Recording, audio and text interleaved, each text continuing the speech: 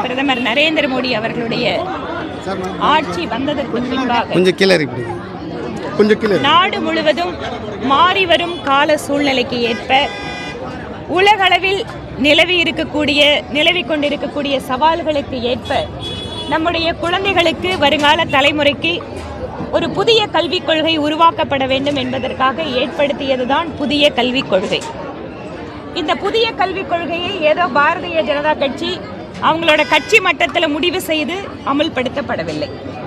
இதற்கென்று தனியாக ஒரு பிரபலமான கல்வியாளர் தலைமையிலே ஒரு குழு அமைக்கப்பட்டு நாடு முழுவதும் லட்சக்கணக்கான கல்வியாளர்களிடம், பெற்றோர்களிடம், மாணவர்களிடம் இவங்க கிட்டெல்லாம் கருத்து கேட்டதற்கு பின்பாக புதிய கல்விக் கொள்கை இந்த நாட்டிலே அமல்படுத்தப்பட்டது. இன்றைக்கு பல்வேறு மாநிலங்கள் ஆரம்ப கல்வி முதல் கொண்டு கல்லூரி கல்வி வரைக்கும் அதில் இருக்கக்கூடிய பல்வேறு அம்சங்களை அமல்படுத்த ஆரம்பித்து விட்டார்கள். புதிய கல்விக் கொள்கை என்பது நம்முடைய மண் சார்ந்த, நம்முடைய பாரம்பரியம் சார்ந்த அடிப்படையிலே நின்று இன்று உலகத்தில் இருக்கக்கூடிய, குறிப்பாக மனித குலத்திற்கு சவாலாக இருக்கக்கூடிய பல்வேறு பிரச்சனைகளுக்கு தொழில்நுட்பம் வாயிலாக, அறிவியல் வாயிலாக தீர்வு காண்பது என்பதுதான் அதனுடைய அடிப்படை. அந்த வகையிலே தமிழகத்திலே கூட கல்வித்துறையை சீரமைக்க வேண்டும் என்பதற்காக மாநில அரசு ஒரு குழு அமைக்கிறது. அந்த குழுவினுடைய அறிக்கையை பார்த்தால் புதிய கல்விக் கொள்கையினுடைய பல்வேறு சாராம்சங்கள் அவர்களும் சொல்கிறார்கள். இதற்கு முன்பாக புதிய கல்விக் கொள்கையிலே ஹிந்தி என்பதை 3வது மொழியாக கற்பிக்கப்பட வேண்டும் என சொல்லிய போது அதை மாற்றி 3வது மொழியாக ஏதாவது ஒரு இந்திய நாட்டினுடைய மொழியை கற்றுக்கொள்ளலாம் என அறிவித்தவர் பிரதமர் நரேந்திர மோடி அவர்கள். மாநில அரசு இதற்கு முன்பாக PM ஸ்ரீ என்கின்ற பிரதமருடைய அந்த பள்ளியை அமைப்பதற்கான ஒரு பூர்வாங்க ஒப்புதலை வழங்கி இருக்கிறார்கள். அதற்கு பின்பாக அதனுடைய சரத்துக்களை அவர்கள் அமல்படுத்தப்படவில்லை.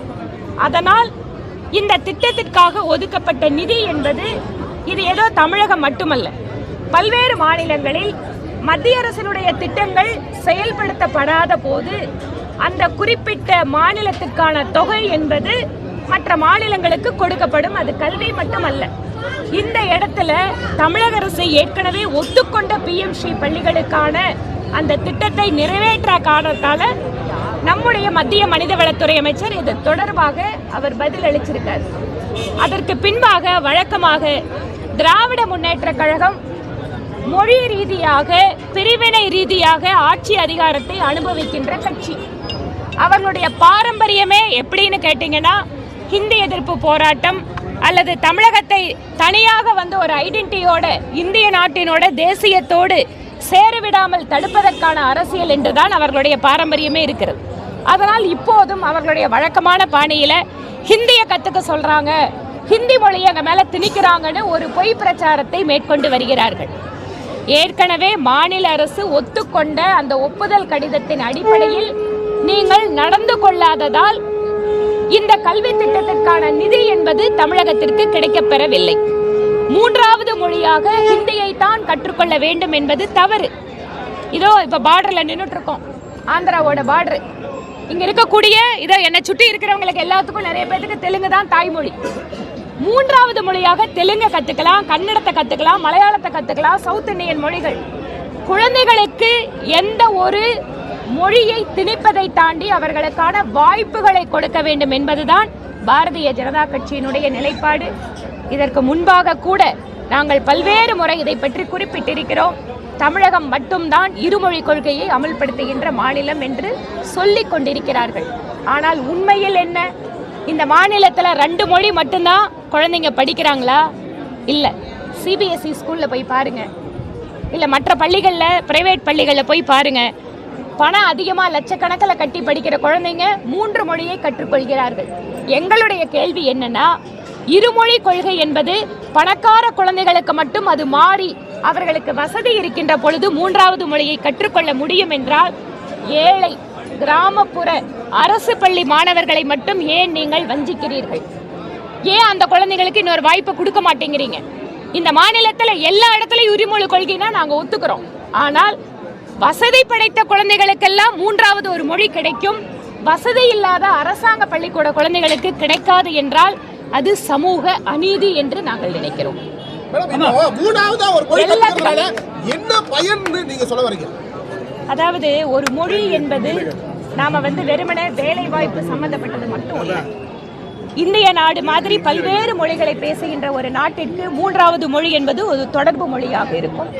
அந்த மொழியின் மீது அவர்களுக்கு ஈடுபாடு இருந்தால் அந்த மொழியினுடைய செழுமை, அதனுடைய இலக்கியம், வரலாறு எல்லாத்தையும் தெரிஞ்சுக்கிறதுக்கு வாய்ப்பு கிடைக்கும். அதனால் கூடுதலாக திரும்பவும் நாங்க சொல்றது 2 மொழி மட்டும்தான் தமிழகத்துக்குள்ள எல்லா மாணவர்களும் படிக்கணும்னா நாங்க இருமொழி கொள்கையை அரசாங்கம் பின்பற்றுதுங்களா? இவங்க அரசியல் கட்சியில் இருக்கிறவங்களோட குழந்தைங்க, அவங்க நடத்துற பள்ளிகள், இங்கெல்லாம் வசதி இருக்கிறவங்களுக்கு இன்னொரு மொழி கிடைக்கும், வசதி இல்லாதவங்களுக்கு கிடைக்காதுங்கிறது அநீதி. அதனால என்ன பிரயோஜனம் அப்படிங்கிறதுனா, நீங்க ஒரு மொழியை கூடுதலாக கற்றுக்கொள்வது, அது அந்த குழந்தைங்களுக்கு அந்த வாய்ப்பு கொடுங்க, அவங்க அந்த பிரயோஜனத்தை முடிவு பண்ணிக்கட்டும். பிரிவினைவாத கட்சின்னு நான் சொல்ல வேண்டாங்க.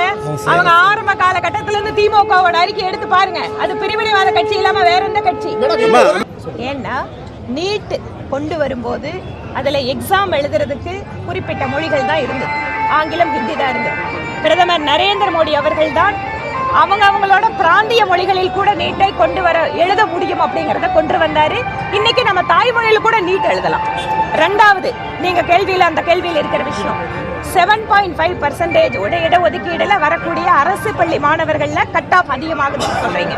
இது நீட்டோட கட் ஆஃப் மட்டும் இல்ல, தமிழ்நாட்டுல இன்ஜினியரிங் காலேஜ் போற, கவர்மெண்ட் கோட்டாவில் போற நீங்க பிசி ஆகட்டும், இல்லது எம்பிசி ஆகட்டும், இல்லது எஸ்சி எஸ்டி ஆகட்டும், இதனோட கட் ஆஃப் கூட 10 வருஷத்துக்கு முன்னால இருந்ததை விட இப்போ உயர்ந்திருக்கு.